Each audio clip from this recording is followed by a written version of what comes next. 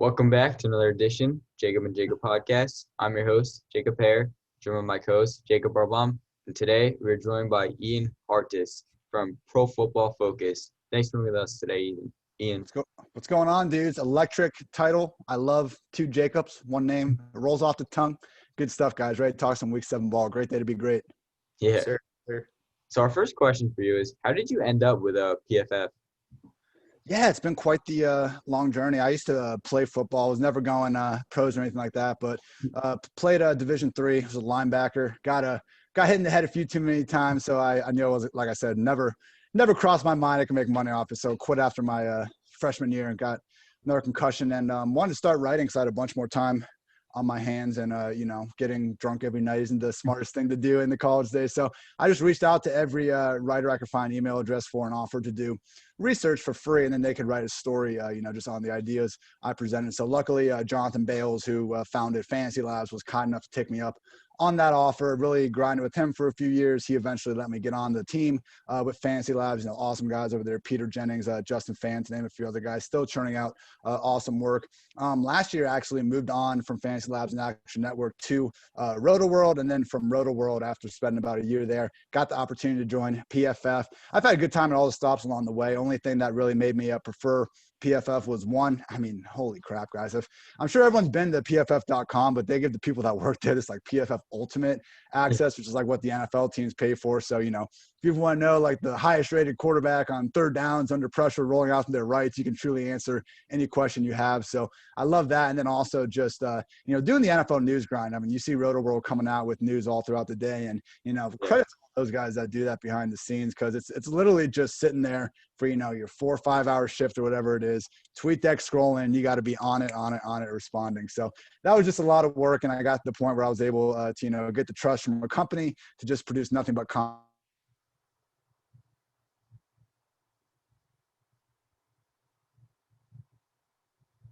Happy to be here. Love PFF. So tell us a little bit about what PFF is. Yeah, bro. In my opinion, single best fantasy or just football in general content and analysis and statistical provider out there. You got to pay a little bit sometimes, but that's the way how life is these days, when you want something good. So, Pro Football Focus applying stats and data to every single NFL team. And I think we're at 85 or 86 colleges at this point. So obviously boss man, Chris Collinsworth, you see him every Sunday Night Football without Michaels talking about the game, but it's great, man. Just a lot of smart guys. And, again, can't say enough good things. They've really let me come in there and just continue to do my thing with their tools under their platform. PFF George, PFF Austin, just awesome guys to have. They really let you kind of build your own journey. And, you don't see these situations where, I know some sites have, someone's the wide receiver cornerback guy, someone else is, the ranking guy. And PFF just kind of lets you produce good content and make the most of your time. So, Were you always playing fantasy football, or was this a new thing?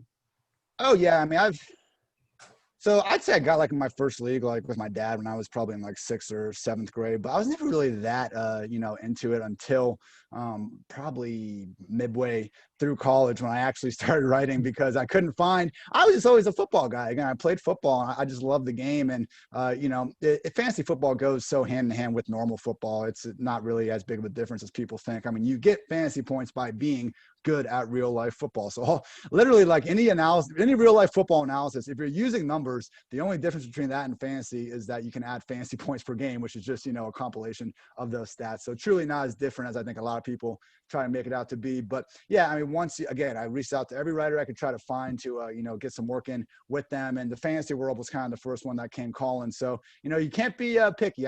One of my favorite media people out there is UFC, Chael Sonnen. And one thing he said before is that, if you can't get what you want, go get the next best thing. So, we're not all gonna be number one in life, but there's a hell of a lot of ways to still have fun, still make some money, still have a good time. So let's talk about fantasy football. So it's Week 7. Last night we saw the toilet bowl between the Eagles and Giants. And oh, stop! That wasn't that bad. Now we're Philly fans, so we even know that NFC's the worst division that ever exists right now. True. All right, but who are some BiLo candidates and some sell high candidates that you're looking at right now? Oof. So one guy I really want, I think everyone should be trying to get in the fantasy leagues is Jonathan Taylor at the moment, because he hasn't quite had the start of the season. He's been good, but he hasn't been that kind of league winner we all thought he would be after Marlon Mack got out of the picture. So, I was talking to Matt Kelly on the Roto Underworld pod this week, and the term we've been using is buy even, which is like, okay, he's the PPR RB 15 right now. He's had 14 plus touches in every single game. People are not going to willingly want to give up Jonathan Taylor. He's not like a classic buy low guy that you can get for cheap or anything like that. But this is truly a guy where, we're playing for upside, first or last, like Ricky Bobby said, man. Like, we're not going out there trying to get third or fourth. So Taylor is someone that, he's still running behind, in my opinion, the single best offensive line in the league. Agreed. He's flirting with 15 touches every single week. And we've even seen Jordan Wilkins get phased out more and more. So Taylor's pass game usage has been more than we've already wanted. He's going to go on a run at some point here. We've seen this with rookie running backs over the years. Yeah. Miles Sanders last year, just takes a little bit of time. And so, you look at the second half schedule after this bye, he gets the Lions, the Texans twice, the Packers, the Raiders, the Titans twice. So truly smashable final spot where, would not shock me at all to see Taylor as a top 5 RB here moving forward. And then someone I would want to sell, kind of high on is James Conner. Someone that he was one of my guys going to the year at that, kind of 4th round ADP price. It was like, why not try to get this, potential 3-down back? But he really hasn't been the same guy this season. He's been scoring touchdowns. He has one in each of the last 4 weeks. I mean, obviously the week 1 dud isn't a sign of things to come or anything like that, but you just look at his usage, and the reason why he was such an enticing guy for me in the 4th round was because you look back at 2018, this dude was playing almost every single snap and, flirting with the position high and targets even. So that just hasn't been the case this year. I mean, he's still the lead dog for sure, getting 15, 20 carries every week, but he's more of in that kind of David Johnson, Kenyon Drake role where they're getting all those carries, but hardly any pass game opportunities. And for me, if people are back to treating Conner as this RB1, like, those injury concerns never went away. We've just had a nice little 4-week stretch here. So I think he's someone that, less explosive version of the Steelers offense, fewer targets than we used to see him. If you can, trade him as an RB1 that he really hasn't been treated as until now, I like that move. So I have a question about James Conner's former teammate, LeVeon Bell, who just signed with the Chiefs. Chiefs already have a great rookie running back, Clyde Edwards-Helaire. How should CEH owners right now be reacting to the LeVeon Bell news? And do you think they should try to trade him before his value keeps going down, or do you think they should keep him with hopes that he will stay the same? No, I think you keep him. I'm happy you said CH is playing great, because he is. And it wasn't just before last week either. I mean, this dude literally leads the league in forced missed tackles through 6 weeks. So he's breaking all sorts of tackles. Like the touchdown, like, oh my gosh, I see people throwing around these stats about how he hasn't scored, his carries inside the 10-yard line. 1, he did. It just got nullified. And 2, like, I've gone through and looked at all these carries inside the 5-yard line, short of being like prime Reggie Bush and just jumping 5 yards into the end zone.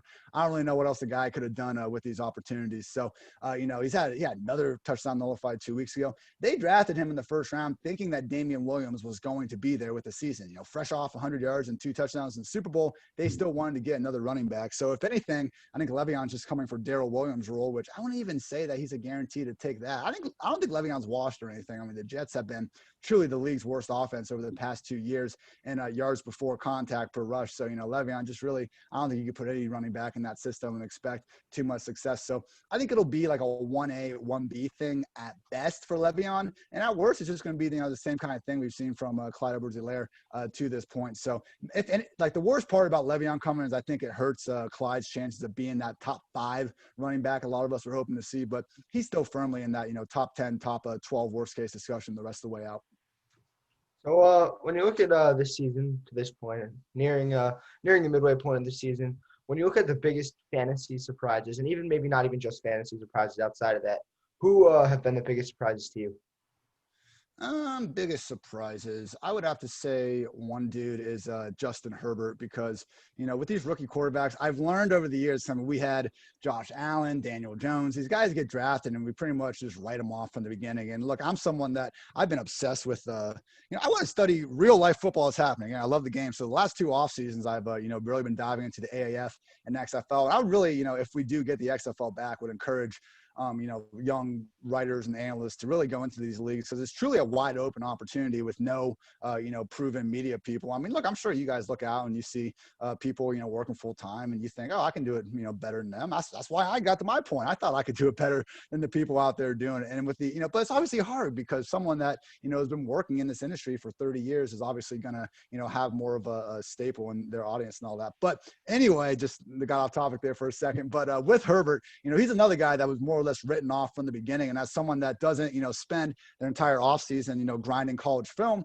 I just kind of went along with it. But I've learned through the Jones and Josh Allen thing that let's watch these guys throw some NFL passes before we truly write off their career. And with Herbert, my goodness, I mean, look, I've been on the Joe Burrow, fantasy QB1 bandwagon this whole offseason, but Herbert has been a better quarterback this year, both in fantasy and in real life. And I really think if Burrow had made even 3 of the throws that Herbert's made throughout these last 4 weeks, we'd already be crowning Burrow already. So in my opinion, Herbert looks like the next big thing from this rookie quarterback class. Dude has a howitzer for an arm. Dude can make any throw on the field.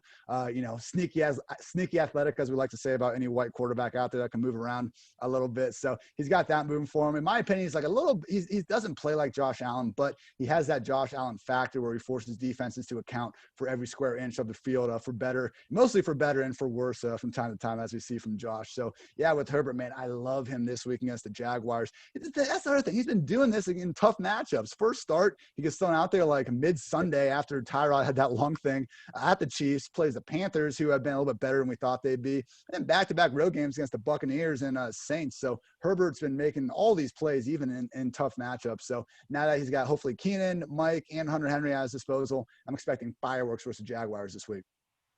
Who are some other weak players in Week 7 that maybe people have on their bench, but they should consider starting this week?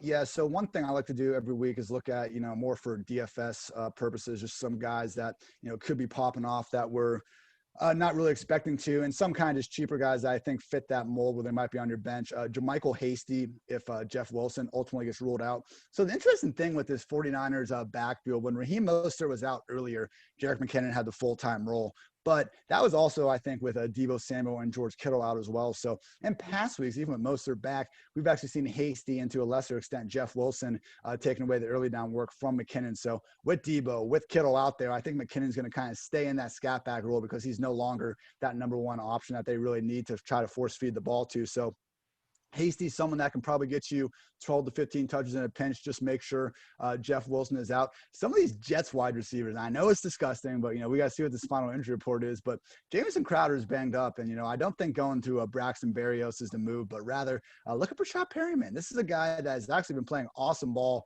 over the past 2 years. My biggest mistake last season was, not trusting him in those final games with the Buccaneers with Godwin and Evans out, because it's Rashad Perryman. We've been down this well too many times before.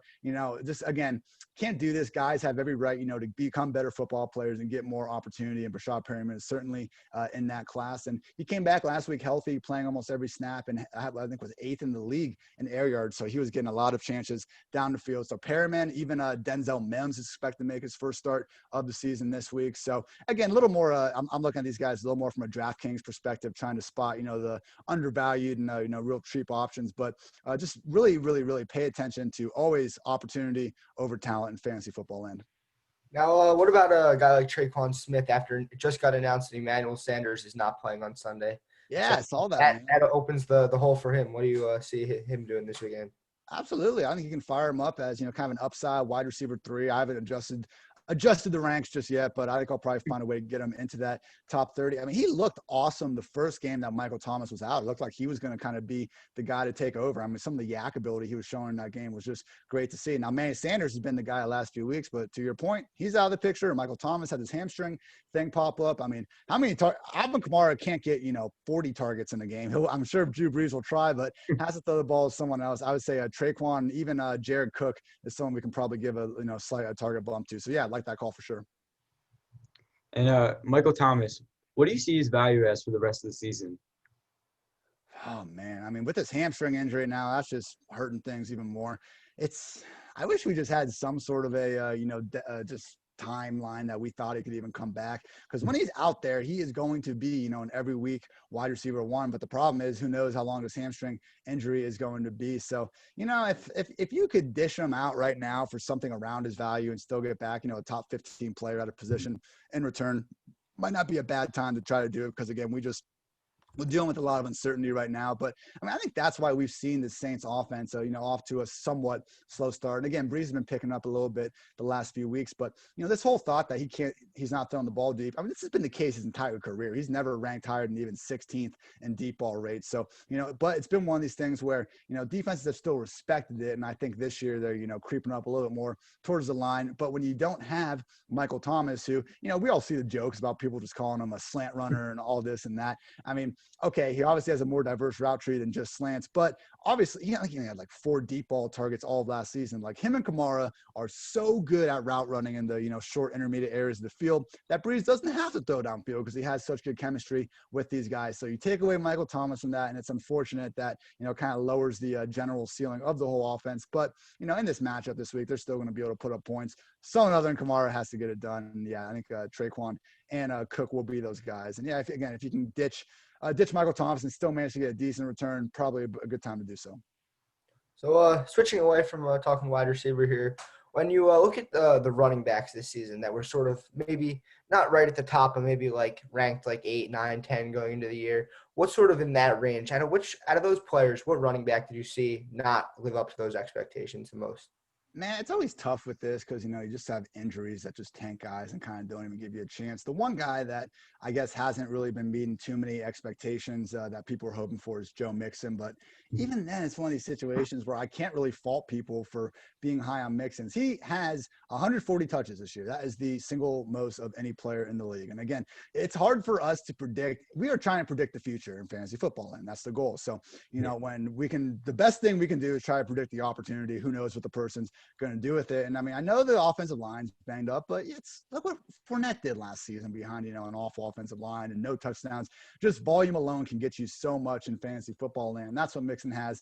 Now this injury, is really hurting matters with him able to get a bounce back. So I think he's someone that while he hasn't worked out, I still don't hate the process, but an L is an L is an L. And then Kenyon Drake's another one, a guy that I was a little bit higher on. And, hey, maybe he'll continue to get 2 untouched touchdowns a week like he did against the Cowboys here moving forward. But with him, again, it's just one of those things where, I hate saying the process was right. I think that's a little bit of a cop-out. But in this case, I do think, it made sense because we saw with the Cardinals last season, whoever it was, Drake, Johnson, Edmonds, they were getting a feature back role. And we've seen Drake get that to an extent this year. We just haven't really seen the same sort of production. So, if you're taking a big, like the Fournette thing, that was, I thought an easy fade just because there's so much rift between him and the front office and, them having a couple other options with James Robinson coming up and stuff.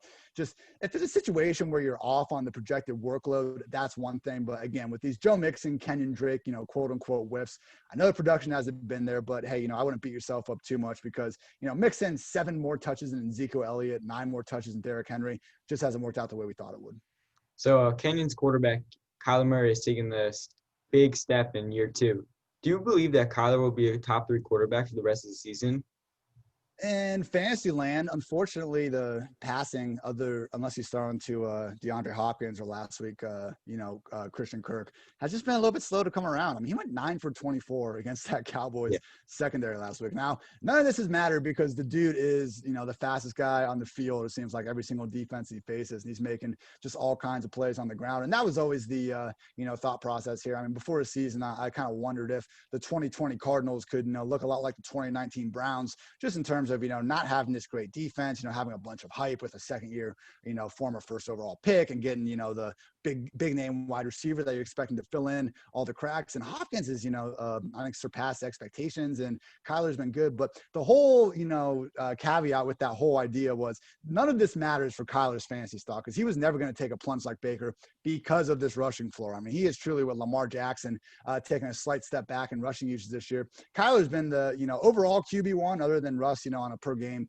basis. And just with that rushing ability, man, unless he gets like a dinged up ankle injury, he'll be a top 3 fantasy QB rest of the season. Now, what about a guy like Lamar Jackson, who, of course, going into the year, probably if it was not him, it was Mahomes, and if it wasn't Mahomes, it was him as everyone's number 1 quarterback coming into this season. obviously hasn't played that well up to expectations, but in the past few weeks, he's starting to turn it around. How do you see him going forward? Yeah, we're still going to need to fire him up, I think, as a weekly top 5 option. The only thing is, if he's not going to have the same level of record-breaking rushing usage, then we're not going to be able to treat him as that consensus weekly, overall QB1 that he was last year. His passing really hasn't taken as big of a step back as I think a lot of people think. It has been a little bit down, but he's still been, an above-average quarterback in most of these metrics. And, it's just a factor of being Lamar freaking Jackson. Defenses can't play the same way because of that threat you bring on the ground. So it's not really fair to compare him to one of these, and I hate when people, compare like Lamar Jackson, like a Matt Ryan or a Matthew Stafford or something. Obviously he's not those guys, but we can't just ignore the complete difference in rushing ability between the guys as well. So, there's definitely multiple pieces of the puzzle in that. But the concern with Lamar for me was in week 5, they were playing the Bengals and he popped up on the injury report with a knee injury.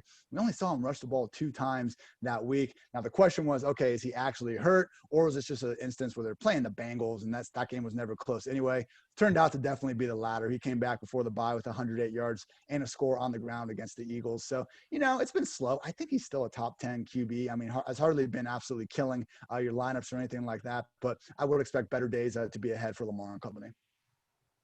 So one last question before we let you go. Super Bowl prediction right now. Ooh, I'm going with the Chiefs over the Tampa Bay Buccaneers. I think the Bucs. I agree. The Bucs, I like that. I like that. Yeah, man. Yeah, they're the defense is legit.